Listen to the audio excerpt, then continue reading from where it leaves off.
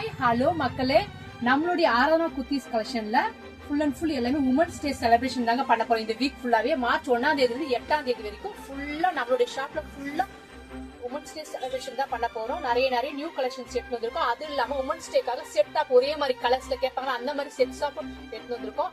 அது இல்லாம நிறைய ஆஃபர்ஸும் நம்ம போட்டிருக்கோங்க. இன்னைக்கு என்ன ஆஃபர்ஸ் சொல்லிட்டு பார்க்கலாமா? வாங்க பார்க்கலாம். கலெக்ஷன்ஸ்லாம் பாருங்க.